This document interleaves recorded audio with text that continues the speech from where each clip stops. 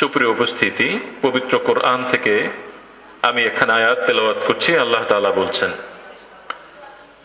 ইয়া আইয়ুহাল্লাযীনা আমানুত্তাকুল্লাহ ওয়া কুনু মা'আস সাদিকিন। আমার আল্লাহ পবিত্র কালামে ঘোষণা করেন, মুমিনদেরকে ডেকে ডেকে বলছেন, মুমিন আল্লাহকে ভয় করো, আল্লাহকে ভয় করো এবং সত্যবাদীদের সাথী হয়ে যাও। এই পৃথিবীতে যারা সৎ পথে চলে, সুন্দর পথে চলে, আল্লাহ এবং তার রাসূলের দেখানো পথে চলে, ওই সব মানুষদের সাথে তোমাদের চলাফেরা মিলিয়ে নাও। যারা আল্লাহকে মানে, আল্লাহর আনুগত্য করে, যারা তার প্রিয় রাসূলের আনুগত্য করে, আমলে সলিহা করে, আল্লাহকে খুশি করার জন্য কাজ করে, পৃথিবীতে তাদের অনুসারী অনুগামী হও, তাদের সাথে আত্মীয়তা বানাও, বন্ধুত্ব বানাও, সমাজ গঠন করো সুন্দর করে। আমার আল্লাহ বুঝাইছেন, অর্থাৎ সৎ সঙ্গে স্বর্গবাস, অসৎ সঙ্গে সর্বনাশ। অর্থাৎ ভালো পরিবেশের সাথে আমাদের চলার জন্য আমার আল্লাহ নির্দেশ করেছেন। এটা একটা সহজ কথা। আল্লাহ আমাদেরকে ভালো মানুষের সাথে চলার জন্য নির্দেশ দিয়েছেন। এটুকু বুঝতে আমাদের কষ্ট হওয়ার কথা নয়। এটা আপনারা যেই জমিনে বসা আছেন, পবিত্র সিলেটের ভূমি, এই জায়গার মানুষের জন্য বোঝা আরো সহজ। সুবহানাল্লাহ বলেন। কেন? আমরা দূর থেকে এই জায়গাটাকে জানি 360 আউলিয়ার জমিন, ঠিক কি ঠিক না? আপনাদের কাছে গুরুত্ব একটু কম হলেও, কারণ বাড়ি তো, হ্যাঁ, আমরা দূর থেকে কিন্তু এটার গুরুত্ব আপনাদের থেকে বেশি দেই। 360 আউলিয়ার সোহবাতে ধন্য সিলেটের ভূমি, এটা অবশ্যই শুকরিয়ার বিষয়। আমাদের কিছুক্ষণ আগে আজকের প্রধান অতিথি আল্লামা মুফতি গিয়াসউদ্দিন চৌধুরী মাদ্দাজিল্লাহুল আলিয়া, তিনি এসেছিলেন। তিনি এই 60 আউলিয়ার একজনের বংশধর, ঠিক না? এটা তো নিশ্চয়ই আপনাদের জানার কথা। 60 আউলিয়ার একজনের বংশধর তারা। কাজে এই যে সোহবত আমরা নিলাম, এটা সিলেটের মাটির জন্য গর্ব, এটা একটি শুকরিয়ার বিষয়। এজন্য শুকরিয়া আদায় করবেন, আলহামদুলিল্লাহ বলুন। সোহবত এটা এমন একটা বিষয়, এই সোহবত ছাড়া মানুষ তার কাঙ্ক্ষিত লক্ষ্যে পৌঁছাতে পারে না। কোন মানুষ যদি শুধু কোরআন এবং হাদিস, কোরআন এবং সুন্নাহ পড়ে বুঝতে চায় দিন, এটা বুঝতে পারবে না। তার সোহবত লাগবে। কোরআন পড়ার জন্যই সোহবত লাগবে। আপনারা জানেন, কোরআন যখন প্রথম নাজিল হয়, যেই ফেরেশতা কোরআন জমিনে নিয়ে এসেছিলেন, সেই ফেরেশতার নাম সাইয়েদনা জিবরিল আলাইহিস সালাতু ওয়াস সালাম। তিনি আল্লাহর নবীর কাছে এসে পবিত্র হীরা গুহায় বলেছিলেন, ইকরা। নবীজি বললেন, মা আনা বিকারিন, আমি তো পাঠক নই, আমি কারি নই। আবার তিনি বললেন, ইকরা।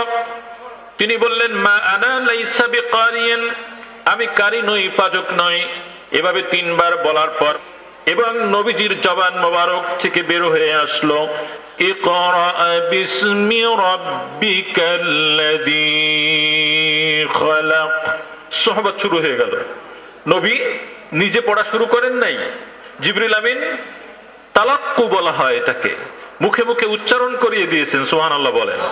এই জন্য মায়ের জবান থেকে যখন বের হয়, মা যখন ছোট্ট সন্তানকে শেখায়, বলে আল্লাহ বলো, আল্লাহ। মা তার সন্তানকে শেখায় আল্লাহ, আর ভাঙা ভাঙা কণ্ঠে নরম কচি জিহ্বা দিয়ে বলে আল্লাহ। মায়ের জবান থেকে যখন বের হয়, সন্তান তালাক্কু পেয়ে যায়, উচ্চারণ শেখা শুরু হয়, সোহবত শুরু হয়ে যায়, ঠিক না? সহজ ভাষা। যে মায়ের সোহবত সন্তান পেল, ওই মা যদি সেই সময় আল্লাহ না বলে বলতেন অন্য কিছু, ভগবান শিখাতেন, তখন ওই সন্তান ওটা শিখত। সুতরাং সোহবত, দ্বীনি সোহবত মায়ের কাছ থেকে পাওয়ার কারণে সন্তান দিনদার হয়ে গেল। এইভাবে সোহবত পেয়ে পেয়ে আমরা সামনের দিকে এগোতে থাকি। এখনকার আমাদের এই সভ্য সমাজে, আধুনিক সমাজে আমাদের ইয়াং জেনারেশন যেভাবে বেড়ে উঠছে, তাদের কাছে এই সোহবতটা হয়ে গেছে এখন মোবাইলের সোহবত, ঠিক না? এখন পিতামাতা, শিক্ষক, উলিয়া উলিয়া তো আরো এক ধাপ দূরে চলে গেছে। হ্যাঁ, এখন আমাদের মধ্য থেকে একদল যারা আলোচক, ধর্মীয় আলোচক, তারাও এই ওলি আউলিয়া এই সোহবতকে আলোচনার থেকে প্রায় উঠে দিয়েছেন বলেই আমরা বুঝতে পারি। কিন্তু সিলেটে এটা চলবে না। সিলেটের মাটি সোহবতে ধন্য। সুতরাং এখানে এই ধরনের কেউ যদি অসুন্দর আচরণ করতে চায় সেটা হতে পারে না, কারণ এখানকার মাটি সোহবতে ধন্য হয়েছে। প্রিয় ভাইয়েরা, সোহবত যদি আমরা নিতেই চাই, অসংখ্য জিনিস দেখবো আমরা। নবীর কাছ থেকে সোহবত পেলেন আসহাব, এই জন্য তারা হয়ে গেলেন সাহাবী। সোহবতের কারণে তারা সাহাবী। যেমন সাইয়েদনা ওমর ইবনুল খাত্তাব রাদিয়াল্লাহু তাআলা আনহু। সাহাবীদের নাম শুনলে কি বলতে হয়? একটু আওয়াজ করে বলুন, কি শুনতে হয়? বলতে হয় কি? আমার আল্লাহ বলছেন রাদিয়াল্লাহু আনহু ওয়া রাদু আন। এটা কোরআনের আয়াত। আল্লাহ এদের উপরে সন্তুষ্ট, এরাও আল্লাহর উপরে সন্তুষ্ট। সুতরাং জবান খুলে আপনি বলবেন, কোন সাহাবীর নাম যদি আপনি শুনতে পান, সাথে সাথে বলবেন রাদিয়াল্লাহু আনহু ওয়া রাদু আন। এটা কোরআনের আয়াত। শুনলে এটা বলার পরে আপনার দুটো লাভ। একটি হলো সাহাবীদের শানে আপনার আদব ঠিক থাকলো, আরেকটি হচ্ছে যতটা হরফ তত গুণন 10, এতগুলো নেক আপনার আমার আমল নামায় লিখে দিবেন কে? আওয়াজ করে বলুন, কে লিখে দিবেন? আল্লাহ। এই তো আমাদের শেখা হয়ে গেল কিছু। হ্যাঁ, এই জন্য সাহাবায়ে কেরামদের নাম শুনলে এটা আমরা বলবো। ওমর রাদিয়াল্লাহু তাআলা আনহু তিনি ছিলেন কেমন আসামি? নবী হত্যার আসামি হয়ে যেতেন তিনি। নবীকে কতল করার জন্য গিয়েছিলেন, কতল করার জন্য গিয়েছিলেন। সেই ওমর নবীর সোহবত, কোরআনের সোহবতে এসে তিনি দ্বিতীয় খলিফা হয়ে গেলেন, দ্বিতীয় শ্রেষ্ঠ মানুষ হয়ে গেলেন। সুবহানাল্লাহ। শুধু সোহবত, শুধুই সোহবত। নবীর সোহবতে এসে এরকম খুনি, দুর্দর্শ খুনি, সন্ত্রাসী তিনি হয়ে গেলেন কি? দ্বিতীয় শ্রেষ্ঠ মানুষ। নবীদের পরে প্রথম শ্রেষ্ঠ মানুষ সাইয়েদনা আবু বকর as-সিদ্দিক রাদিয়াল্লাহু তাআলা আনহু, এবং দ্বিতীয় শ্রেষ্ঠ মানুষ সাইয়েদনা ওমর ইবনুল খাত্তাব রাদিয়াল্লাহু তাআলা আনহু। এই শুধু সোহবতের কারণে। এই সোহবত নবীদের থেকে সাহাবীরা পেলেন, সাহাবায়ে কেরাম থেকে পেয়ে গেলেন তাবিন, তারপরে তাবে তাবিন। তাদের দরজা বন্ধ হয়ে যাওয়ার পরে আউলিয়ায়ে কেরাম, উলামায়ে কেরাম নবীদের পক্ষ থেকে এই পৃথিবীতে কোরআন এবং সুন্নাহ এগুলো প্রতিষ্ঠা করতে লাগলেন। তার সোহবতে আমাদের মতো নগণ্য মানুষেরাও মানুষ হতে শিখলাম, আল্লাহকে চিনতে শিখলাম। বলেন সুবহানাল্লাহ। এখানে এই সোহবত দিয়েই আমাদের এই ভূমিটা আবাদ হয়েছে। এখন আউলিয়ায়ে কেরামদের যে সোহবতটা আছে, সেই সোহবতটা আমরা অস্বীকার করতে বসেছি। 100 ধর্মীয় আলোচনা শুনবেন, শুধুমাত্র মানুষেরা বলে কোরআন থেকে কথা বলছে কিছু, তাও সব তাফসীর থেকে বলে না। হাদিস থেকে কিছু, সহিহ হাদিস বলতে তারা কেবল মাত্র কিছু মানুষ বুখারীর থেকে কথা বলতে চায়, অন্য হাদিসগুলোকে দূরে সরিয়ে নেয়। এটা আর হাজার হাজার শত সহস্র কিতাব রচিত হয়েছে, সেই কিতাবগুলোকে দূরে সরিয়ে দিচ্ছি আমরা ধীরে ধীরে। আমরা অসংখ্য আউলিয়ায়ে কেরামদের নামগুলো দূরে সরিয়ে দিচ্ছি। দেখবেন এই সমস্ত আলোচকদের মুখে আপনি খাজা মাইনুদ্দিন চিশতি আজমিরি রহমতুল্লাহ আলাইহির নাম শোনা যায় না। এইগুলো যখন আলোচনায় আসে, গাউসুল আজম আব্দুল কাদের জিলানী রহমতুল্লাহ আলাইহি, এই নামগুলো যখন আসে তখন তারা বলে এসব কিচ্ছা কাহিনী দরকার নেই। কিন্তু আমরা ওই চরিত্রবান না, আমাদের এগুলো দরকার, আমাদের এগুলো দরকার। আমরা খাজা মাইনুদ্দিন চিশতিকে বাদ দিয়ে ইসলামের ইতিহাস লিখতে চাই না। আমরা আব্দুল কাদের জিলানী, আমরা শাহজালাল ইয়ামানি, শাহপরানকে বাদ দিয়ে আমরা ইতিহাস পড়তে চাই না, এবং এটা সম্ভবও নয়। এই একজন আল্লাহর ওলির সোহবতটা যে দরকার, ইমাম গাজ্জালী কথাগুলো টেনেছেন। তার কাছ থেকে আমরা একটুখানি কথা শুনে নেই, ইনশাআল্লাহ। তারপরে আমরা সামনে এগিয়ে যাব, ভালো লাগবে ইনশাআল্লাহ। একজন ইমাম গাজ্জালী তার কিতাবের মধ্যে লিখছে, ইহয়া উলুমুদ্দিনের ভিতরে আসছে। তিনি বলছেন, শাকিক বলকি রহমতুল্লাহ আলাইহি, শাকিক বলকি রহমতুল্লাহ আলাইহি হযরত হাতেম আসাম তিনি শাকিক বলকির সোহবত নিলেন 33 বছরের। কত বছর? 33 বছর। শাকিক বলকি, বলক একটা নগর, এটা কোথায়? এটা আফগানিস্তানে, অনেক প্রাচীন এই জায়গাটা, এটা অনেক আগের জায়গা, এখন আফগানিস্তানে আছে এই জায়গাটা। বলক একটা নদী আছে, এর পাশে একটা শহর আছে, এটা বলক নগর বলা হয়। এই শাকিক বলকি তিনি সাইয়েদনা হযরত ইব্রাহিম ইবনে আদমের নাম আপনারা নিশ্চয়ই শুনেছেন। ইব্রাহিম ইবনে আদমের মুরিদ, শিষ্য। এই যে ইব্রাহিম ইবনে আদমের কথা যখন আসে, তারা এর বিরোধিতা করে। এটা বিরোধিতা করে, বিরোধিতা মানে ওই আলোচনাগুলো দূরে সরিয়ে দেয়। তার শিষ্য শাকিক বলকি, তার শিষ্য হচ্ছে হযরত হাতেম আসাম। আসাম মানে কি? হাতেম হচ্ছেন ওনার নাম, আর আসাম শব্দের অর্থ হচ্ছে বধির, বোবা।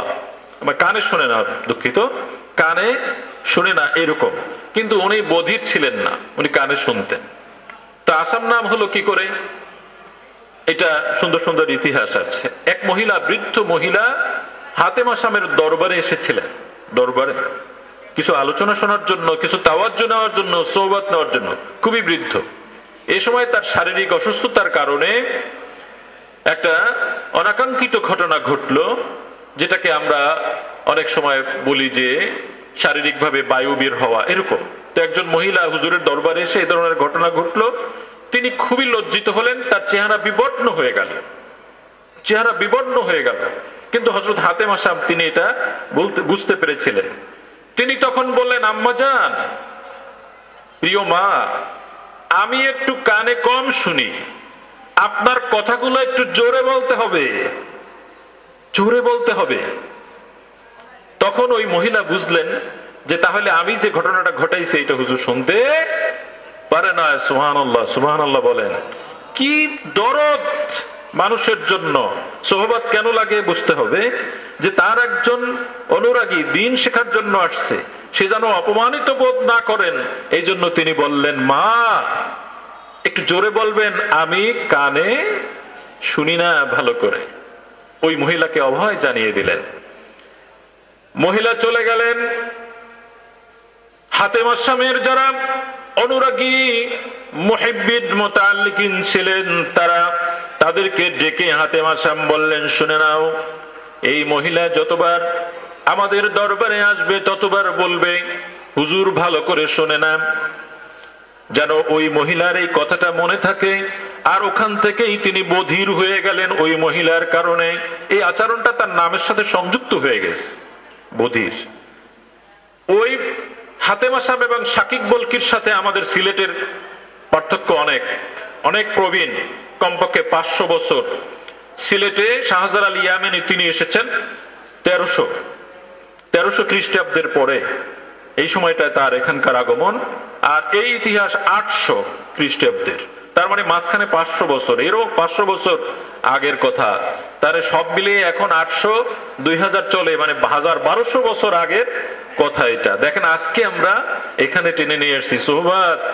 আল্লাহ তাআলার প্রিয় ওলি যারা হয়, মাকবুল যারা হয়, তারা মরে না, তারা মরে পোস্টার দিয়ে, পিছনের ছবিটা নিয়ে বড় হওয়া যায় না, মানুষের অন্তরে জায়গা পাওয়া যায় না। জায়গা পেতে হয় আল্লাহর আরশে, আল্লাহর খাতায় নাম লেখাতে হয়, নেক আমল দিয়ে আমল নামা ভারী করতে হয়। বাঁচিয়ে রাখার মালিক আল্লাহ। শত সহস্র পরেও আপনি বেঁচে থাকবেন যদি আমার আল্লাহ চান, যদি আমার আল্লাহ চান আপনি বেঁচে থাকবেন, মরতে পারবেন না, আপনার শত্রু আপনাকে মারতে পারবে না। এই যেরকম হাতেম আসাম, শাকিক বলকি, এরা আমাদের হৃদয়ে বেঁচে আছেন। কিসের মাধ্যমে? তাদের নেক আমল আল্লাহর দরবারে কবুল হয়েছে, তাই। তো শাকিক বলকি জিজ্ঞেস করলেন হাতেম আসামকে যে তুমি আমার কাছে 33 বছর থাকলে শিখলে কি, শিখলে কি? বলল, হুজুর আমি বেশি শিখতে পারি নাই, অল্প। কি শিখলে তুমি? তিনি বললেন, আমি আপনার কাছ থেকে মাত্র 8টা বিষয় শিখেছি। কটা? কথা বলেন, কটা? 8টা। আমি খুব দ্রুত বলে দেব, অনেক বিস্তারিত কথা এখানে আছে কিন্তু বলা যাবে না। 8টা। তিনি বললেন, মাত্র 8টা বিষয় শিখলে, তোমার 33 বছর বসে 8টা শিখলে, কেমন হইলো এটা? তা ঠিক আছে বলো দেখি তুমি কি শিখলে। তিনি বললেন, একটা একটা করে বলা শুরু করলেন। নাম্বার 1 বললেন, শায়েখ আমার, উস্তাদ আমার, আমি 1 নম্বরে শিখলাম যে মানুষগুলো মরে যায় পর পর মাটি দিয়ে আসে, কবরে রেখে আসে। স্ত্রীও কবরে যায় না, স্বামীও যায় না, সন্তানও যায় না, মাও যায় না, বাবাও যায় না, ওই একা একা অন্ধকার কবরে শোয়াই রেখে আসে। যত মায়া মোহাব্বত স্নেহ ভালোবাসা থাকুক, কেউ কবরে যায় না। আমি চিন্তা করলাম, দুনিয়ায় আসলে তো কেউ আপন হয় না, আপন নাই, সব তো আমার পর। যেহেতু সব আমার পর, আপনার কাছ থেকে যে নসিহত পেলাম, কোরআনের মানদণ্ডে মিলিয়ে নিলাম, নসিহত পেয়ে গেলাম। وعمل صالحا فلهم أجر عند ربهم ولا خوف عليهم ولا هم يحزنون। আমি বুঝলাম কোরআনের আয়াত দিয়ে, যারা ভালো আমল করে, নেক আমল করে, ওই আমলগুলো কবরে যায়, আর কিছু আমার কবরে যায় না। সুতরাং আমি ওই দিন থেকে ভাবনা শুরু করলাম যে আমার একমাত্র কেবলমাত্র শুধুমাত্র আপন হচ্ছে নেক আমল, ভালো কাজ। নেক আমল, ভালো কাজ আমি সবাইকে পর করে দিলাম, আমার কেউ আপন নেই। আমি এটা চিন্তা করলাম। তো আমি 1 নম্বরে নেক আমল করা শুরু করে দিলাম। আজকেও আপনি আমি এটা আমলের মাথায় আমি এন্ট্রি করে নিতে পারি। এখানে যারা উপস্থিত আছেন 3 পুরুষ, হয়তো আপনি আমি বেঁচে থাকবো। কিরকম?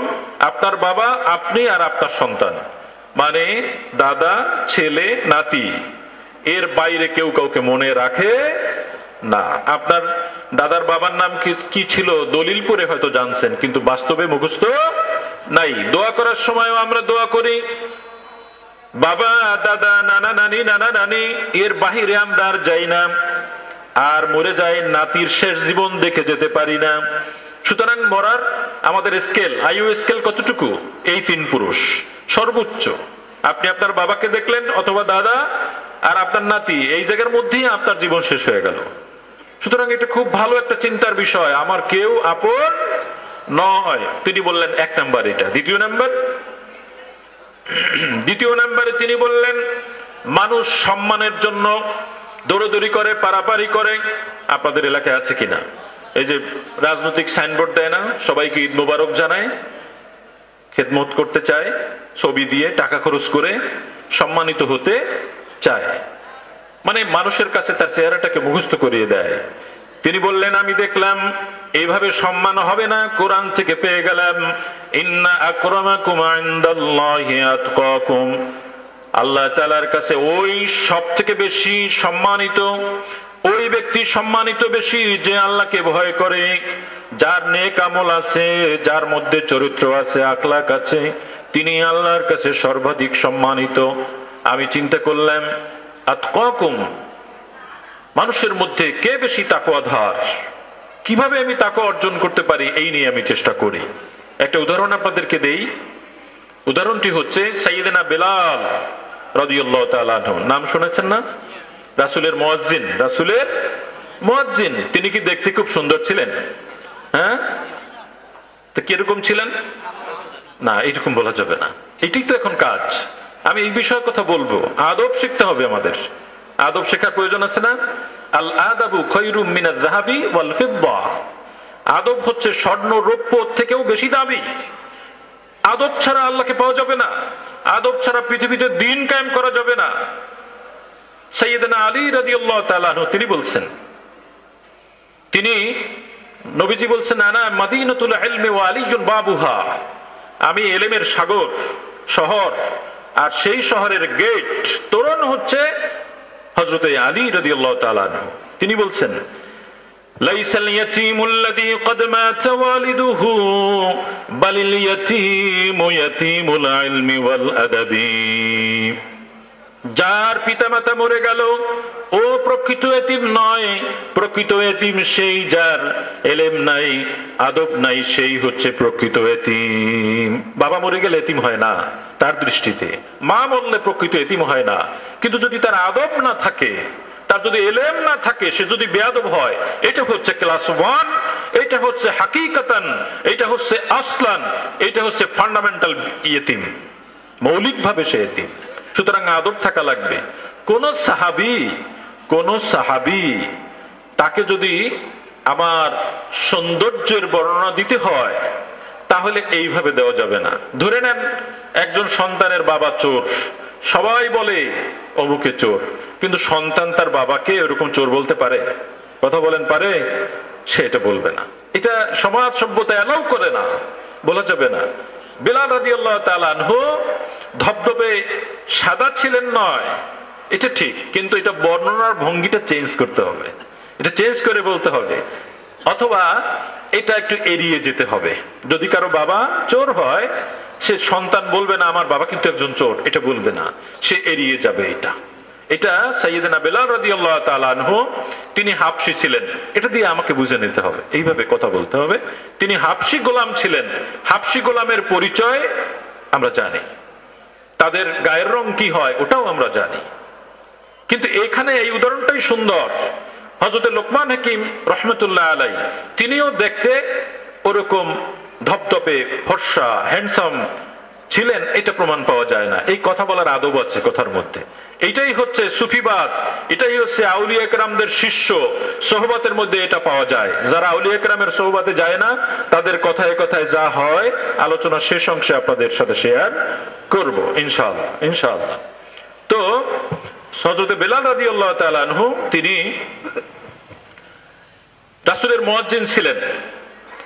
আবু সুফিয়ান রাদিয়াল্লাহু তাআলা আনহু তখনও মুসলমান হন নাই, এবং মক্কার যারা লিডারশিপে ছিলেন তারা বলতেছেন যে আমরা কি করে বাইতুল্লাহ যেতে পারি। আর এরকম বেলালের মতো একটা কাক, এই বাজে শব্দ ব্যবহার করতে, বেলালের মতো একটা কাক বাইতুল্লাহ আজান দেয়, মান সম্মান থাকে আমাদের? মান সম্মান আছে আমাদের? তারা বলে। আবু সুফিয়ান বলতেছে আমি কিছু বলবো না। কেন? আমি যা বলি ফেরেশতা না কে আছে একজন এসে মুহাম্মদ সাল্লাল্লাহু আলাইহি ওয়াসাল্লাম, রাসূলের নাম শুনলে কি বলবেন? কি বলবেন? এখন কিন্তু দুরূদ শরীফ ভুলে গেছে, মানুষ বলতে চায় না। এজন্য আওয়াজ করে বলুন, কি বলবেন? আমরা রাসূলের শানে একটু দুরূদ ও সালাম পেশ করে নেই। সাল্লাল্লাহু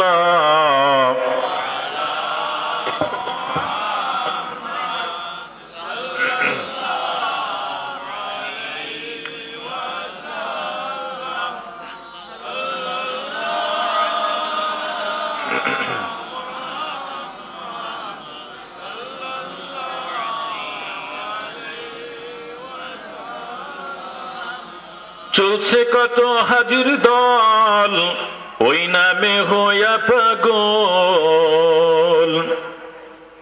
চলছে কত হাজির দল, ওই নামে হইয়া পাগল।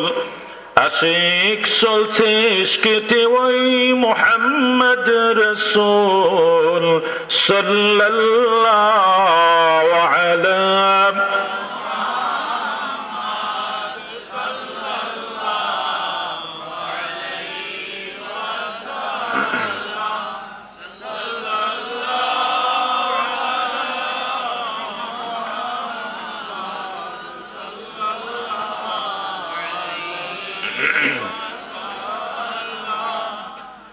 দুরূদ শরীফ যত পড়বেন টেনশন তত দূর হবে, রাসূলের মুহাব্বত তত বেশি ভিতরে ঢুকবে। অনেক ফজিলত আছে, বিপদ আপদ কমবে। হাসরের দিন কিয়ামতের মাঠে যখন আমাদের ওজন কম হবে, তখন দুরূদ শরীফ দিয়ে ওজন বাড়িয়ে দেওয়া হবে। সুতরাং দুরূদ শরীফের আমল ছাড়া যাবে না, আমাদের এটা করতে হবে।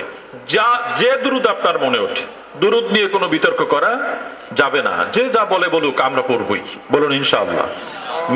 মিশরে দুই ভাই ঝগড়া লাগলে তৃতীয় একজন গিয়ে একটা দুরূদ শরীফ পড়ে, ঝগড়া থেমে যায়। সুবহানাল্লাহ বলেন। যারা পড়তে গেছে জিজ্ঞেস করবেন এখানে যে এই কাজটা তাদের প্র্যাকটিস আছে, মানে দুরূদ শরীফকে তারা এতটা অনার করে। সুতরাং আমরাও দুরূদ পড়ব। বলতেছিলাম সাইয়েদনা বেলাল রাদিয়াল্লাহু তাআলা আনহু, তিনি আজান দিতেন, এত মানুষের মধ্যে তার সম্মান বেড়ে গেল, অথচ তিনি কোন প্রভাবশালী বংশের সন্তান, মক্কার মানুষ ছিলেন না। শুধুমাত্র তার তাকওয়ার কারণে, তার রাসূল প্রেমের কারণে আল্লাহ তার ইজ্জত বাড়ায় দিলেন। ওই যে আয়াত নাজিল হলো, এখান থেকে হাতেম আসাম বললেন যে আমি জানলাম যে নেক আমল করলেই মানুষের সম্মান বেড়ে যায়। তো আমি নেক আমলের তাকওয়া অর্জনের জন্য সচেষ্ট হয়ে গেলাম। তৃতীয় নম্বরে তিনি বললেন, আমি আপনার মধ্যে দেখলাম, কোরআন থেকে জানলাম, কোরআনের আয়াত হচ্ছে ওয়া আম্মা মান খাফা মাকাম রাব্বিহি ওয়া নাহান নাফসা আনিল হাওয়া। আল্লাহর দরবারে দাঁড়ানোকে, দণ্ডায়মানকে, ওয়া আম্মা মান খাফা মাকাম রাব্বিহি, তার রবের সামনে দণ্ডায়মান হওয়াকে যে ভয় পায়, ভয় পেয়ে নফসের অনুসরণকে ছেড়ে দেয়। নফস আমাদের ভিতরে চাই কি? আমাদের ভিতরে চায় ঘুষের টাকা দেখলে হাতে লইতে মনে চায়, আমাদের ভিতরে চায় মিথ্যা কথা বলতে, আমাদের মধ্যে চায় বাড়িয়ে বাড়িয়ে কথা বলতে, আমাদের মধ্যে চায় বোনের হক নষ্ট করে দিতে, আমাদের মনের মধ্যে চায় সরকারি জমি দখল করে ঘর উঠাতে। চায় কি চায় না? এই যে নফসানিয়ত ভিতরে, এইটার বিরুদ্ধাচরণ যারা করবে, যারা এই নফসের বিরোধিতা করবে, মুজাহাদা করবে, ফাইনাল জান্নাতা হিয়াল মাওয়া, তাদের জন্য আছে, তাদের ঠিকানা হচ্ছে, তাদের জায়গা হচ্ছে জান্নাত। সুবহানাল্লাহ। সুতরাং আমি আমার রবের সামনে দণ্ডায়মান হওয়াটাকে ভয় পেলাম যে আমি দাঁড়াতে পারবো না, সুতরাং আমি আমার নফসের বিরুদ্ধাচরণ শুরু করে দিলাম। 3 নাম্বার। 4 নম্বরে তিনি বললেন যে আমি দেখলাম সব অংশ পাওয়ার জন্য বৈধ অবৈধ নাই খুবই চেষ্টা করে। তা আমি আপনার মাধ্যমে জানতে পারলাম কোরআনের একটি আয়াত, তিনি বলেন ওয়াকাসামনা বাইনাহুম মাঈশাতাহুম ফিল হায়াতিদ দুনিয়া, দুনিয়ার ভোগ করার জন্য যে সমস্ত জিনিস লাগবে আমি এগুলোকে বন্টন করে দিয়েছি, ভাগ করে দিয়েছি। সুতরাং আমার ব্যক্তিগতভাবে ভাগ নেওয়ার কোনো চেষ্টা করার প্রয়োজন নাই, যেহেতু আল্লাহ ভাগ করে দিয়েছেন, সুতরাং ওই ভাগের উপরেই আমি সন্তুষ্ট হয়ে গেলাম। কিন্তু আমরা নিজেরা ভাগ করি, নিজেরা ভাগ করি। আমাদের দেশে খুব কম মানুষ আছে যারা তাদের বোনের অংশটাকে ঠিকঠাক মতো দেয়। আপনাদের সিলেটে মনে হয় দিয়ে দেয় নাকি? না, এখানেও লিখে নেওয়ার অভ্যাস আছে, বোনকে ঠকানোর অভ্যাস আছে না? এখানে আছে, কিন্তু বলবে না। বোনের হক দিয়ে দিবেন, রাখবেন না। আত্মীয়তার সম্পর্ক পয়সায় নিরূপণ হয় না, আত্মীয়তার সম্পর্ক পয়সায় নিরূপণ হয় না। নবীজি বলছেন লা ইয়াদখুলুল জান্নাতা কাতিউন, যারা আত্মীয়তার সম্পর্ক বিচ্ছিন্ন করে তারা জান্নাতে প্রবেশ করবে না, করবে না। সুতরাং বোন বোন, জমির কারণে ভাই বোনের সম্পর্ক হয় না। যাদের জমি নাই তারা ভাই বোন থাকবে না, আবার যাদের আছে তারাও থাকবে। আমি আপনাদের শামসুদ্দিন ইমাম আজ-জাহাবি তার কিতাব থেকে একটা ঘটনা শুনিয়ে দিই, তাহলে আপনাদের ভালো লাগবে।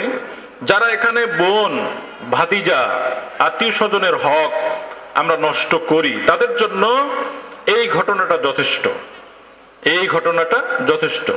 অনেক আগের লেখা এই কিতাবখানা লিল কাবাইর, যারা পড়ালেখা করতে পারেন তারা এটা পড়ে দেখবেন যে এখানে আছে। একজন হাজী সাহেব হজ করতে গেলেন, মাঝে মধ্যে আমাদের ঘটনা শুনতে ভালো লাগে তাই শোনাচ্ছি। হজ করতে গেলেন, তার কাছে ছিল 1000 দিনার। দিনার মানে স্বর্ণ মুদ্রা, দিরহাম রৌপ্য মুদ্রা। এই দিনার দিরহামের ব্যবহার এখন আর নাই, তখন ছিল। এরপরে টাকা, এখন তো টাকাও নাই, ডেবিট কার্ড, ক্রেডিট কার্ড এগুলো দিয়ে এখন কি হয়, চলাফেরা হয়। কাজে এটা সময়ের ব্যবধানে পরিবর্তন হয়। সে সময় দিনার ছিল, ওই হাজী সাহেবের কাছে 1000 দিনার ছিল। হাজী সাহেব এটা নিয়ে গেলেন। হজের ঠিক আগে আগে, মিনা, আরাফা, মুজদালিফায় অবস্থানের আগে তিনি চিন্তা করলেন এতগুলো টাকা নিয়ে আমি চলাফেরা করব, এটা না পড়ে যায়, তো এক জায়গায় আমানত রাখি। তিনি জিজ্ঞেস করলেন এখানে ভালো আমানতদার কে, কার কাছে আমি দিনার রাখতে পারি? একজন দোকানদারকে দেখাই দিলেন যে এই দোকানদার খুবই আমানতদার, তার কাছে রাখলে ও টাকা আপনি আবার ফেরত পাবেন। এরকম আমানতদার আমাদের হওয়ার প্রয়োজন আছে না? আছে? বলুন ইনশাআল্লাহ, ইনশাআল্লাহ বলুন। আমাদের নবী আমানতদার ছিলেন কিনা? কথা বলেন, ছিলেন কিনা? আমানতদার ছিলেন। প্রিয় ভাইয়েরা, তিনি একজন দোকানদার মুরব্বী, তার কাছে গিয়ে বললেন টাকাটা নেন, 1000 দিনার আছে, পোটলা বাঁধেন, এটা রাখেন, আমি হজ শেষ করে আপনার কাছ থেকে নিয়ে যাব। রাখা হলো, গনতে বলল, মুরব্বী বললেন সময় নাই, আপনি বেঁধে রাখেন, যেভাবে রাখবেন ওইভাবে পাবেন। ওটা রেখে তিনি চলে গেলেন। হজ শেষ করে এসে দেখে দোকানের শাটার লাগানো, মানে দোকান বন্ধ। তার দোকানটা ছিল আবু কুবাইস পাহাড়। পৃথিবীর প্রথম সৃষ্টি হওয়া পাহাড়ের নাম আবু কুবাইস। কি নাম? যারা মক্কা মদিনায় গেছেন আবু জাহেলের বাড়িটা তো ঠিকই চিনেন, বাড়ি না চিনলেও বাথরুম তো চিনেন। খুবই হাসা মানুষ খুব হেসে বলে এটা আবু জাহেলের বাড়ি। ওই বাড়ির পাশেই দেখবেন একটা পাহাড় আছে, এটা আবু কুবাইস পাহাড়। রাসূল যে চন্দ্র দ্বিখণ্ডিত করেছিলেন এটা জানেন কিনা সবাই? হ্যাঁ, সুবহানাল্লাহ, কি মুজিজা! এক খণ্ড, দুটো যে খণ্ড হয়েছিল, এক খণ্ড এই আবু কুবাইস পাহাড়ের উপরে পড়েছিল, এই বরাবর। সুবহানাল্লাহ, কত কত আলোচনা আছে আবু কুবাইস পাহাড় নিয়ে। তো ওখানে ছিল তার দোকানটা, গিয়ে দেখেন দোকানটা বন্ধ, একদম ফুল শাটডাউন করা। জিজ্ঞেস করলেন প্রতিবেশী দোকানদারদের কাছে, এই দোকানদার কোথায়? তিনি বললেন, তারা বললেন যে ওই লোক তো কালকে মারা গেছে, গতকালকে ইন্না লিল্লাহি হয়ে গেছে। এখন আমার তো কিছু টাকা ছিল, আমি কিভাবে পাবো এটা? বললো ওনার সন্তানেরা ভালো, তার কাছে যান, টাকা দিয়ে দিবে। সন্তানদের কাছে গিয়ে বলল যে আমার এরকম দিনার রাখা ছিল, আমাকে দিয়ে দাও। আমরা তো জানি না এটা কোথায় আছে, আপনি কি বলতে পারবেন কোথায়? বললো না। তাহলে এটা তিনি আর পেলেন না খুঁজে। এখন এই অবস্থায় তার কাছে টাকা নাই, তিনি খুবই দুশ্চিন্তাগ্রস্ত হয়ে গেলেন, কান্নাকাটি করতেছেন। বাইতুল্লাহর সামনে বসে যদি কেউ কান্নাকাটি করে তার দোয়া কবুল হয় কি হয় না? আরো আসতে বলেন, দোয়া কবুল হয় কি হয় না? বাইতুল্লাহ গিয়ে আমাদের দোয়া এখন কবুল নাও হইতে পারে। কারণ কি? আমরা যারা তওয়াফ করি, দেখবেন, খেয়াল করে দেখেন, আমরা যারা ভাবি, আমি তো খেয়াল করি, মানুষ তওয়াফ করে, দোয়াও করে। দোয়া করে রব্বানা আতিনা ফিদ দুনিয়া হাসানাতাও ওয়া ফিল আখিরাতি হাসানা। এর মধ্যে একজনে ফোন করে বসছে, ফোন রিসিভ করে আয়াত শেষ না করে, দোয়া শেষ না করে বলতেছে আমি এখন তওয়াফে ব্যস্ত আছি, আমি এখন তওয়াফে ব্যস্ত আছি। এরকম দৃশ্য আছে না নাই? লাব্বাইক বলবে না, দোয়া, মোনাজাত, তওয়াফ, এর মধ্যে ফোন, এর মধ্যে সেলফি, সব আছে না নাই? এই সময় আবার দোয়া কবুল হয় কেমনে? কোন জায়গায় আছেন আপনি? মাথায় ঢুকে না আপনার? এটা এমন জায়গা, মাতফ। পৃথিবীতে আল্লাহ তাআলা যত নবী রাসূল পাঠিয়েছেন, অসংখ্য নবী রাসূল, 1 লক্ষ হোক আর 2 লক্ষ হোক, দুজন ছাড়া সকল নবী এই জায়গায় তওয়াফ করেছেন। সুবহানাল্লাহ। এখানে অসংখ্য নবীদের কবর আছে মাতাফের নিচে, সাহাবায়ে কেরামদের কবর আছে। আপনি সেই জায়গায় বসে ফাজলামি করেন, এটা কি ঠিক? এটা আমরা করব না, বলুন ইনশাআল্লাহ। বাইতুল্লাহর সামনে পাগলামি মানায় না, বেয়াদবি মানায় না, আদব থাকতে হবে, আল্লাহর ভয় থাকতে হবে এই জায়গায়। এখানে আল্লাহ তাআলা বলতেছেন ইন্না আউওয়ালা বাইতুন উদিয়া লিন-নাস লাল্লাযী বিবাক্কাতা মুবারাকান ওয়া হুদাল লিল আলামিন। পৃথিবীতে আল্লাহ তাআলা প্রথম যে ঘরটা বানিয়েছেন, আউওয়ালা বাইতুন উদিয়া লিন-নাস, মানুষের জন্য প্রথম নির্মিত ঘর হচ্ছে ওটা। যদি কেউ রাস্তা না পায়, এই কাবা শরীফ, এই বাইতুল্লাহ তার রাস্তা দেখে যায়। শুধু তাই নয়, বিজ্ঞান বলতেছে মানুষ নয়, পৃথিবীর তামাম পাখিগুলো যদি পথ হারিয়ে যায়, আটলান্টিক মহাসাগর পাড়ি দিয়ে যদি কোনো পাখি তার নিরে, তার বাগানে ফিরে যেতে না পারে, এই বাইতুল্লাহর মধ্যে এমন নেটওয়ার্কিং করা আছে, পাখি তার নিজের বাসায় পৌঁছে যাবে। সুবহানাল্লাহ। এই বাইতুল্লাহ এমন বরকত, এটা হুদাল লিল আলামিন, আমার কথা নয়। ইন্না আউওয়ালা বাইতিন উদিয়া লিন-নাস লাল্লাযী বিবাক্কাতা মুবারাকান ওয়া হুদাল লিল আলামিন। জগৎবাসীর জন্য এটা হেদায়েতের আলোক রশ্মিকা, হেদায়েতের বাতিঘর। মানব, দানব, পাখি, পশু যা আছে, যে রাস্তা হারাবে, বাইতুল্লাহ তার সঠিক রাস্তায় উঠিয়ে দিতে পারবে। সুবহানাল্লাহ। এটা আল্লাহ তাআলার পক্ষ থেকে নাজিল হওয়া একটি রহমতের ঘর। এইখানে গিয়ে এই মুরব্বী বলতেছে আমি তো শেষ, আমি বাড়ি যাব কি করে, আমার টাকা পয়সা নাই। এইভাবে তিনি কান্নাকাটি করেন। রাতের আধারে কিছু আল্লাহ তাআলার প্রিয় গোলাম, আল্লাহ তাআলার প্রিয় ওলি ওনাকে দেখলেন এরকম কান্নাকাটি করে। তিনি ডাকলেন, তারা কয়জন ডাকলেন, কি হয়েছে হাজী তোমার? বলল এরকম টাকা রেখেছিলাম, সেই টাকা তো ওই লোকটা মারা গেছে, এখন আমি বাড়ি যাব কি দিয়ে, আমার তো দিনার নেই। তিনি বললেন দিনার পাবা। সুবহানাল্লাহ বলেন, দিনার পাবা, তোমার টাকা তুমি ফেরত পাবা। ওই আল্লাহর ওলির যে টিম, তারা বললেন তোমার টাকা তুমি পাবা। কেমনে পাবা? রাত্রে আসবা, কালকের আগামীকাল রাতে আসবা, রাতে এসে জমজম কূপ, প্রথমে নামাজ পড়বা 2 রাকাত, তারপরে কান্নাকাটি করে জমজম কূপ আছে না নাই? আছে না? বাইতুল্লাহ থেকে পূর্ব দিকে, এটা প্রায় 66 ফিট পূর্ব দিকে এটা আছে, প্রায় 90-95 ফিট গভীরতায় এটার গভীরতা আছে, 3.5 ফিট বাই 9 ফিট, কখনো কখনো এটার ব্যাসার্ধ 9 ফিট, কোথাও আছে 4.25 ফিট ইত্যাদি। এইখানে এসে তুমি ডাকবে, ইয়া ফুলান আপনা ফুলান, তুমি ডাকবে, হে অমুক, আমার টাকা দাও, আমার টাকা ফিরিয়ে দাও। ইনকান আমিন আহলিল জান্নাহ, যদি সেই লোকটা জান্নাতের লিস্টেড হয়, মানে তার নাম যদি জান্নাতের তালিকায় হয়, প্রথম ডাকেই সাড়া দিবে এবং তোমার টাকা কোথায় আছে সে বলে দিবে। সুবহানাল্লাহ, আমার কথা নয়, ইমাম আয-যাহাবী তার কিতাবের মধ্যে লেখা। তিনি ডাক দিলেন, কোনো সারা শব্দ নাই, তিনি কানলেন, অনেক ডাকাডাকি করলেন। ওই ওলিদের কাছে গিয়ে বললেন, আমি তো কোনো সারা শব্দ পেলাম না, আমার টাকা মনে হয় পাবো না। তারা বললেন, ইন্না লিল্লাহি ওয়া ইন্না ইলাইহি রাজিউন। কেন? তাহলে এই লোকটির নাম জান্নাতীদের তালিকায় নেই। তা তোমার টাকা পাবা তুমি কি করে? তো একটু পরিশ্রম করতে হবে, ইয়ামান যেতে হবে তোমাকে। কোথায়? ইয়ামান চেনেন তো? এই যে কয়েকদিন আগে একজন স্বৈরশাসকের পতন হয়েছে না, 24 সালের শেষের দিকে, নাম কি? নাম জানা আছে? সিরিয়ার প্রেসিডেন্ট পতন হলো না? মুসলিম বিশ্বের সম্পর্কে খবর রাখতে হবে তো। আর ওই জায়গায় এমনিতেই যাওয়া লাগবে আপনার। সুরিয়া আরবিতে বলা হয় সুরিয়া, এর জন্য নবীজির দোয়া আছে, কোরআনের আয়াত আছে। তা আপনি এটা জানবেন না কেন? জানতে হবে।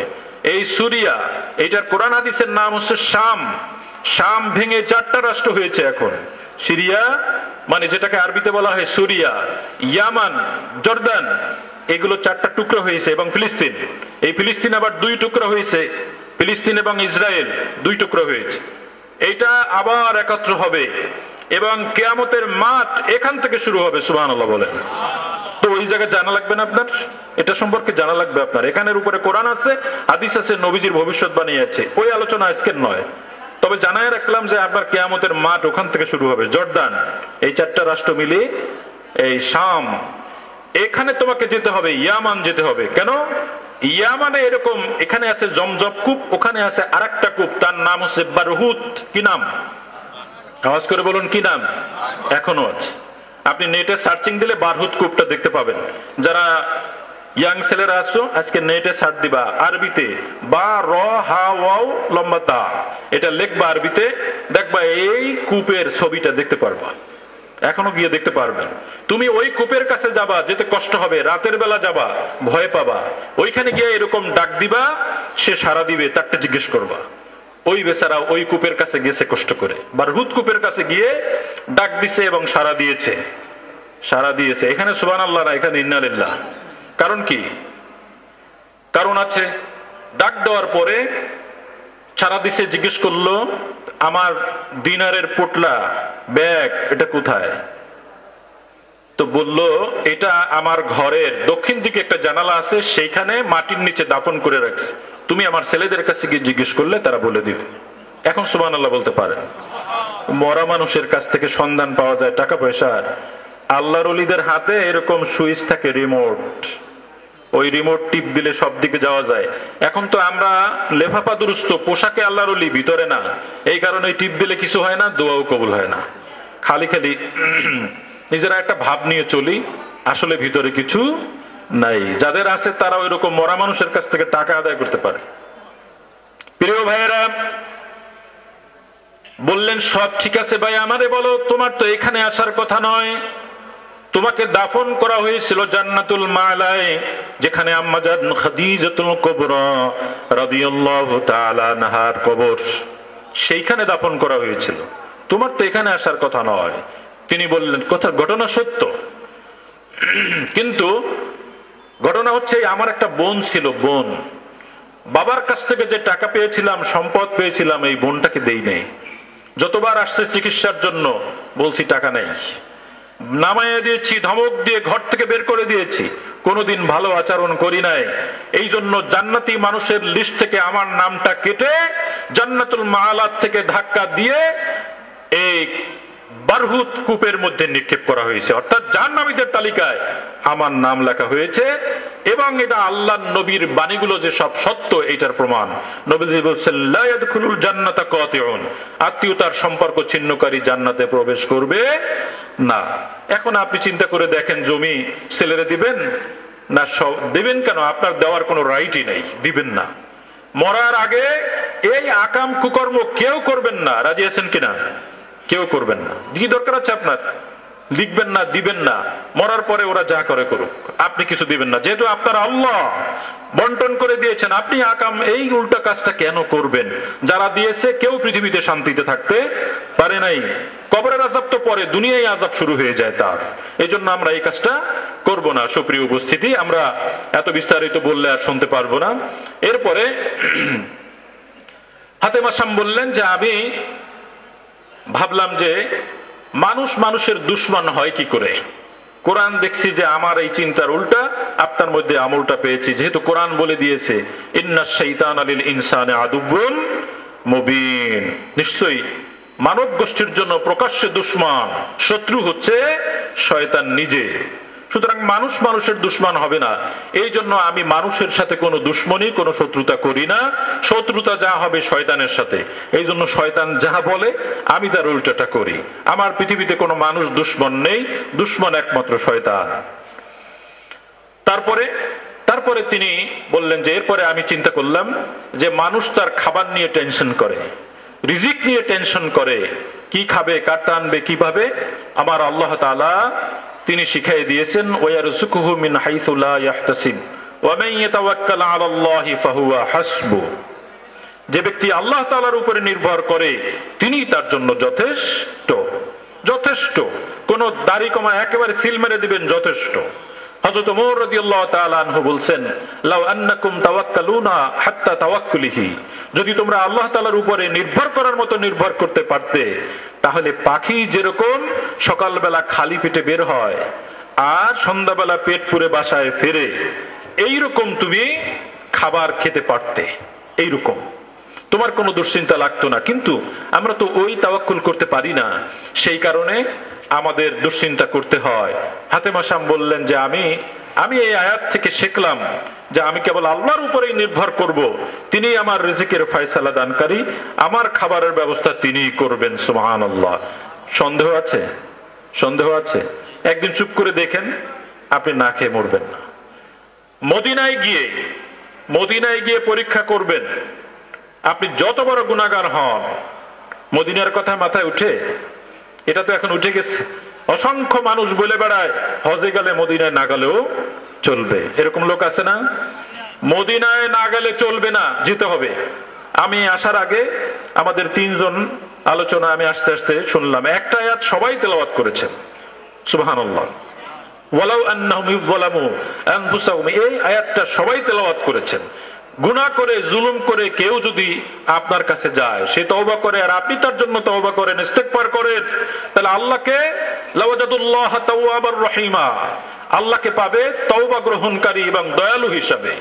অর্থাৎ নবীর ঠিকানায় যাওয়া লাগবে, সবুজ গম্বুজ ভিতরে সেট করতে হবে, কল্পনা করতে হবে নবীজির কদম মোবারক কোথায় আছে, কল্পনা করতে হবে, ভালোবাসার জন্য বুকটা খুলে দিতে হবে। কৃপণী করলে চলবে না, চলবে না। যারা শুধুমাত্র বলে বেড়ায়, আমরা সেই দিকেও যাই, যারা শুধুমাত্র বলে বেড়ায়, এগুলো বেয়াদবি। বলছিলাম না যে শেষের দিকে আমি আদবের কথা বলবো? যারা আল্লাহর নবীকে আল্লাহর নামের থেকে বিচ্ছিন্ন করতে চায়, এটা নিঃসন্দেহে বেয়াদবি। যারা মসজিদের মেহরাবের উপরে আল্লাহ এবং মুহাম্মদ লেখা দেখলে গা জ্বলে, তারা তুষ্ট দুরাচার হয়ে গেছে। আমাদের নাম কি সেই তালিকায় আছে নাকি? আওয়াজ করে বলুন, আছে নাকি? আল্লাহর নামের সাথে নবীর নামটা তিনি লিখে দিয়েছেন। আপনি বিচ্ছিন্ন করেন কেন? আপনি বিচ্ছিন্ন করেন কেন?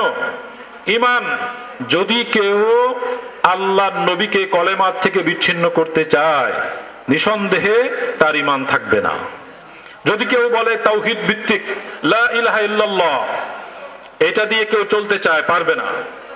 লা ইলাহা ইল্লাল্লাহ শিখলেন কোথা থেকে?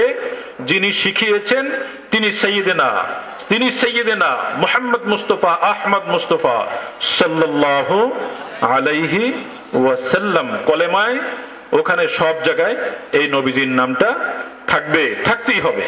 এই জন্য ভিতরে দুরুদের আমল, নবীজির ভালোবাসা আপনার আমার থাকার প্রয়োজন আছে না নাই? আল্লাহকে যদি আমাদের পাওয়াই লাগে, পেতেই হয়, তাহলে ভরপুর কোরআনের মধ্যে দলিলের অভাব নাই। যেমন আমার আল্লাহ বলতেছেন কুল হুয়াল্লাহু আহাদ, এই সূরাটা সবার মুখস্থ আছে? কুল, এটা আল্লাহ বলতে বলছেন, নবী আপনি বলুন। তাহলে আল্লাহ যে এক, অদ্বিতীয়, এটা বলার আগে নবীকে টানছে না, আগে রিসালাত আগে চলে এসছে। এই জন্য নারায়ে রিসালা, এই যে আপনাদের পোস্টারের মধ্যে লেখা আছে, এটা দেখলে অনেকের জ্বলে। নারায়ে রিসালা এটা দেখলে পরে শরীরের মধ্যে শয়তানের যেরকম আগুন লাগে এরকম আগুন জ্বালায়। আমি কারোর নাম মেনশন করি না, এটা আমার পছন্দ না। আবার আমি শুধু যে বিষয়গুলো নিয়ে দুষ্টামি শুরু হয় সেই বিষয়গুলোর উপরে কথা বলি। যে যেরকম বলতে চাচ্ছে, শয়তানের ওয়াসওয়াসায় করতেছে করুক, আমরা তাদের জন্য দোয়া করি যেন ওয়াসওয়াসা মুক্ত হয়, তারা যেন সঠিক রাস্তা পেয়ে যায়, তারা যেন দুশমনের রাসূল না হয়ে যায়, তাদের মধ্যে যেন হব্বুর রাসূল স্থান পায়। এই দোয়া করবেন সবাই, কারণ সবার জন্য দোয়া করতে হবে। ওয়ানসাহু লাহু ইদা গাবা আও শাহিদা, উপস্থিত কিংবা অনুপস্থিত সবার জন্য শুভকামনা, সবার জন্য দোয়া। রাজি আছি সবাই? কাউকে দুশমন না, দুশমনের চিন্তা আপনার না, ওটা আল্লাহই ভালো জানে। কিন্তু আমরা আমার শত্রুর জন্য দোয়া করব। নবীর কাছ থেকে তো তাই শিখলাম। নবীর কাছ থেকে একটা উদাহরণ দিয়ে দেই, যে নবী নিয়ে এত টানাটানি। আবু জাহেলের নাম শুনছেন সবাই? আওয়াজ করে বলুন শুনছেন? আচ্ছা, আবু জাহেল কি ইসলাম কবুল করছিলেন? করেন নাই। আবু জাহেলের ছেলের নাম ইকরিমা, হযরত ইকরিমা রাদিয়াল্লাহু তাআলা আনহু। তিনি মক্কা বিজয়ের পর ইসলাম কবুল করেছেন। নদীতে ঝাঁপ দিয়ে মরতে চাইলেন, ইয়ামানে যেতে চাইলেন, তার স্ত্রী মুসলমান হয়েছিল। তিনি নবীজির কাছ থেকে অভয় বাণী নিলেন যে তুমি আল্লাহর নবীর কাছে চলো, পেয়ে যাবে। লম্বা ঘটনা, আমি শুধু বলতে চাইবো এইটুক। যখন ইকরিমা আল্লাহর নবীর দরবারে আসলেন, নবীজি বললেন, সাহাবায়ে কেরামদের বললেন, আবু জাহেলের ছেলে ইকরিমা আসবে, ইসলাম কবুল করবে, তোমরা তার বাবার নাম উচ্চারণ করে কেউ খোঁটা দিবে না। তিনি হাদিস বলে দিলেন, লা তাসুব্বু আবাহু ফা ইন্না সুব্বাল মাইতি ইউদিল হাইয়া, তোমরা তার পিতাকে কেউ গালি দেবে না। কারণ কি? মৃত মানুষকে গালি দিলে জীবিত মানুষ কষ্ট পায়। সুবহানাল্লাহ বলেন। আরো আওয়াজ করে বলেন, কি নবীর উম্মত আপনি সারাক্ষণ মঞ্চে উঠে গালিগালাজ করেন, কাজটা ভালো? আবু জাহেলকে গালি দিতে নিষেধ করা হয়েছে, দিবা না, কারণ তার ছেলে কষ্ট পাবে। ইকরিমা আসলো, নবীজি দাঁড়িয়ে গেলেন, পা উঁচু করলেন এরকম তাকে রিসিভ করার জন্য। সেই নবীর উম্মত আমরা, পা রিসিভ করার জন্য দাঁড়িয়ে গেলেন, তাকে রিসিভ করলেন কলেমা পড়ানোর জন্য, কিন্তু প্রেসার দেন নাই। তাহলে আবু জাহেলকেও গালি দিতে নিষেধ করা হয়েছে, শুধু মানব সভ্যতায় ভদ্রতা টিকিয়ে রাখার জন্য। কি নবীর উম্মত, সেই উম্মতেরা ঝগড়া করে মঞ্চে, মেম্বারে উঠে, মাহফিলের তাফসিরের মঞ্চে উঠে ঝগড়া চলে। এটা মানায় না, আমাদের মানায় না। এই জন্য আপনাদের কর্তব্য, আমাদের কর্তব্য দোয়া করা। যারা ইসলামিক বক্তা, প্রবক্তা, তাদের জন্য আপনারা দোয়ার হাত খুলবেন, যেন তাদের মধ্যে অভদ্রতা, বেয়াদবি না ঢুকে বসে, তারা যেন দুশমনের রাসূল না হয়ে যায়, জাতি ধ্বংস হয়ে যাবে, কেউ রক্ষা করতে পারবে না। প্রিয় ভাইয়েরা, বলতেছিলাম শব্দ চয়নের ক্ষেত্রে আমাদের যেন আদব আসে, আমরা যেন বেয়াদবি না হয়ে যায়। যেমন একটা উদাহরণ আপনাদের দেই।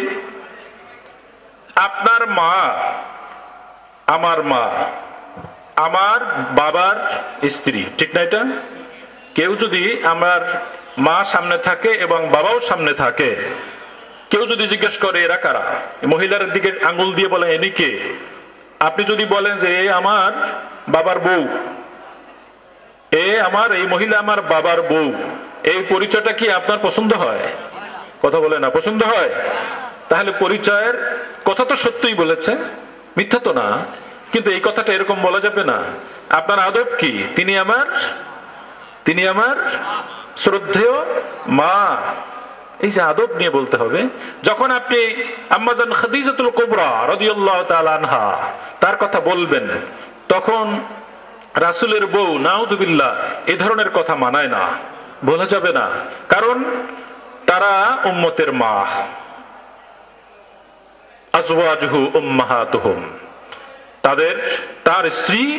তার স্ত্রীগণ, তার সহধর্মিণীগণ উম্মতের কি?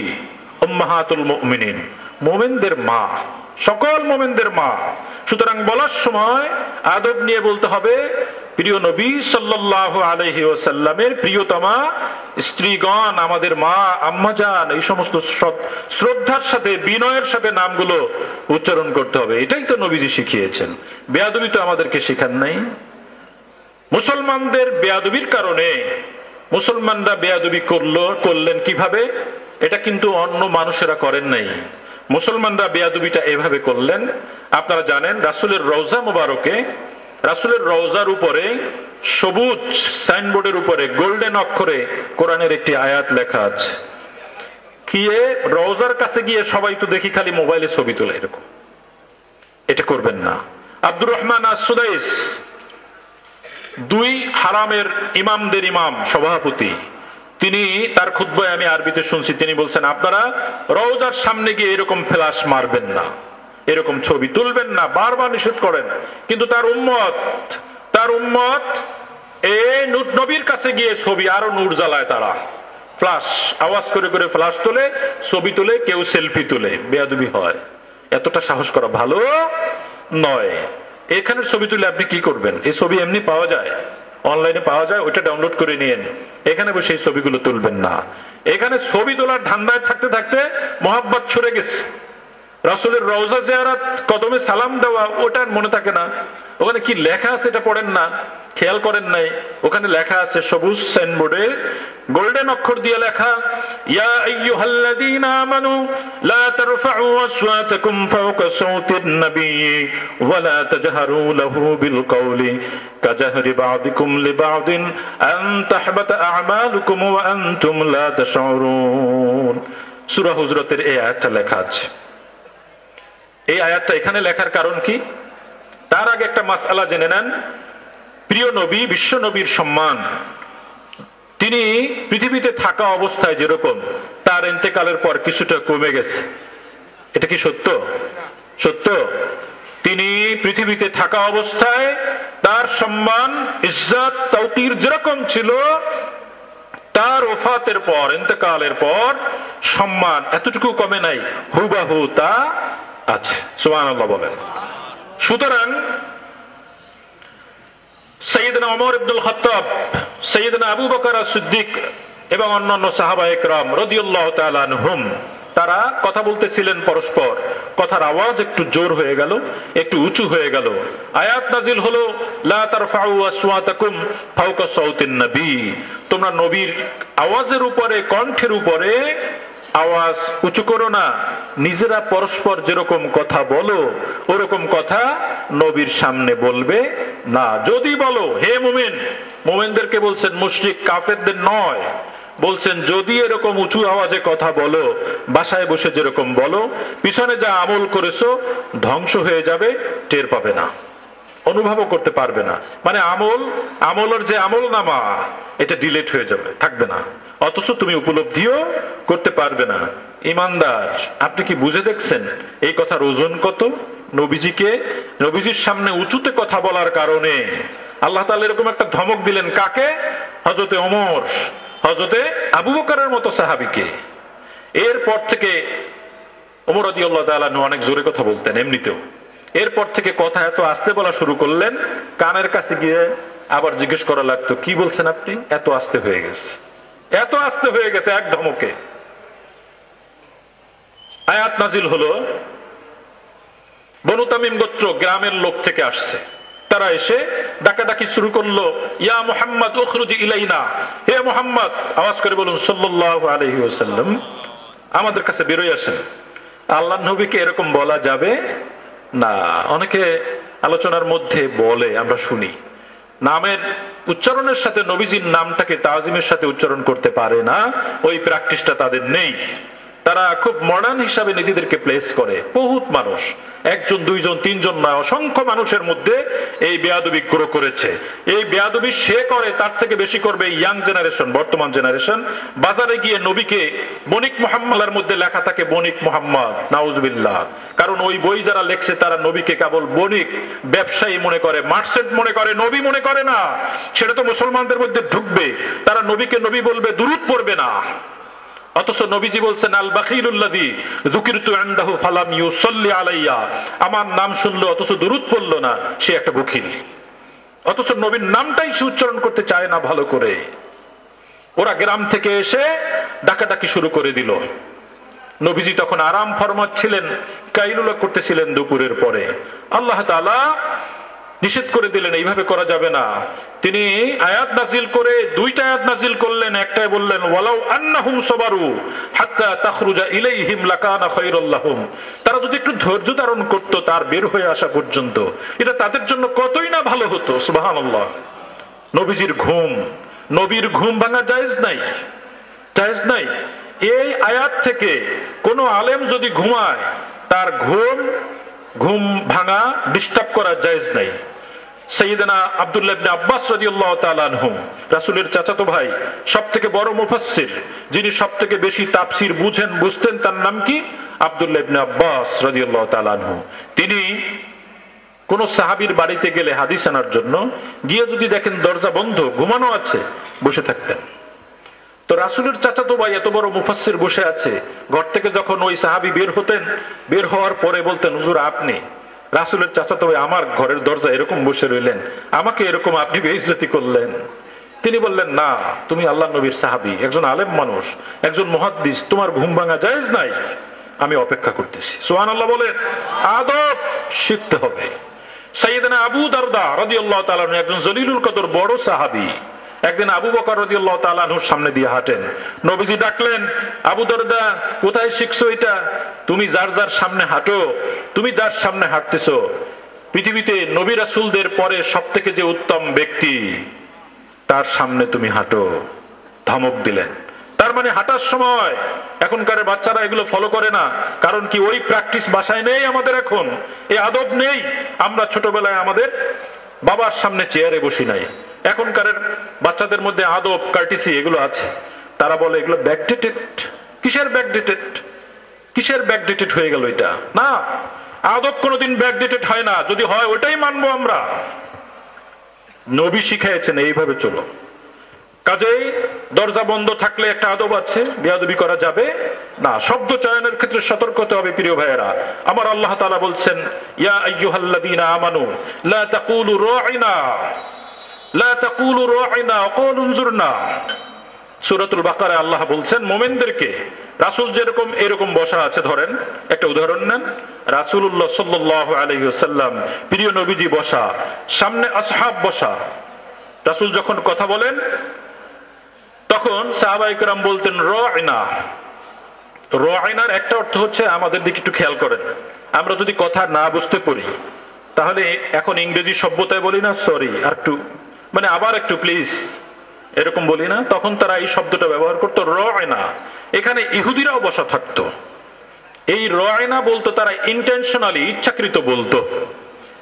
এটা ইহুদিরা যে ভাষায় ব্যবহার করতেন, এর মধ্যে একটা আছে অর্থ খবিসাতুন, খবিস, খারাপ অর্থ, তারা হাসতো। আর একটা অর্থ তারা টান দিয়ে বলতো রা'ইনা, হে আমাদের রাখাল। এর অর্থ হয় হে আমাদের রাখাল, এটা বলতেন। কিন্তু সাহাবায়ে কেরামের অর্থ জানতেন না। একজন সাহাবী, যিনি সাদ ইবনে মুআজ রাদিয়াল্লাহু তাআলা আনহু, তিনি জানতেন, ইহুদিদের ভাষা তিনি জানতেন।